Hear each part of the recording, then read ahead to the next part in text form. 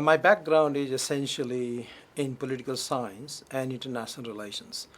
At the moment, I'm professor of Japanese studies at the University of Adelaide in Australia, and my research interest focuses on Japan, which includes Japan's domestic politics as well as Japan's international relations.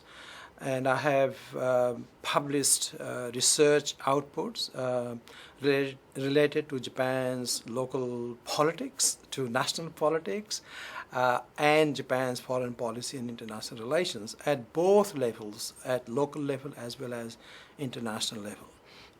So that's my brief background, and more recently I have been working on Japan's foreign aid, and I have published 3 papers on that. One which looks at how Japan promotes its national interests through its foreign aid. The second one looks at what kinds of contests Japanese aid policymakers have faced. And in that I talk about ministerial contests within Japan, contests between politics and bureaucrats or politics and bureaucracy, and at international level I talk about how Japan has adjusted its foreign aid in view of what OECD DAC requires Japan to do.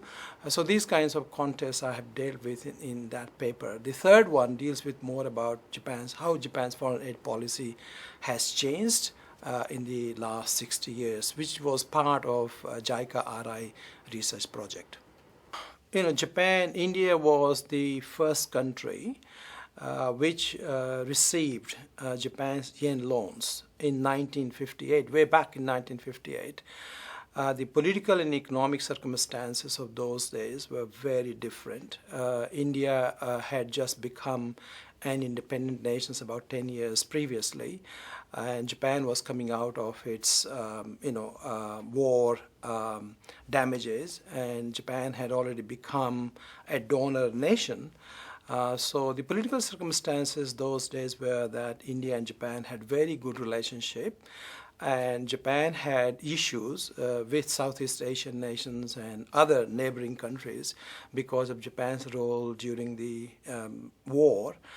So India was a very attractive destination for Japan to consider the first yen loan, both politically and economically, because Japan regarded that India had this economic prospect and they wanted to make a very good relationship with India because there was absolutely no negative ideas and negative experiences between Japan and India.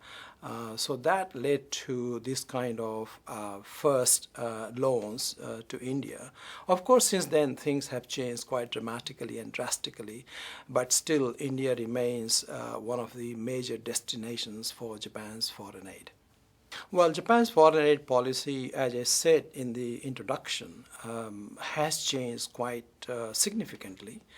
When Japan became a large donor in the 1970s, for example, there were voices of criticism of Japan's foreign aid. That Japan was giving a lot of money, but it did not have any philosophy behind it, why it was giving aid and for what purpose. So ultimately, the Japanese government issued what they call ODA Charter. And the first charter was issued in 1992, way back in 1992.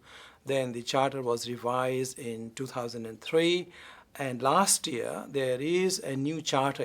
It's not called ODA Charter. It's called Development Cooperation Charter.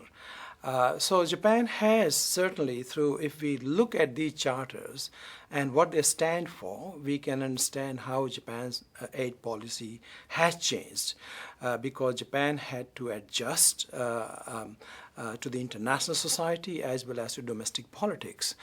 There were voices within Japan that Japan should do the right thing as far as its aid was concerned because that was taxpayers' money. It should not be used for purposes which do not serve Japan's national interests, and so on and so forth. In terms of India, of course, this change did affect Japan's relations towards India.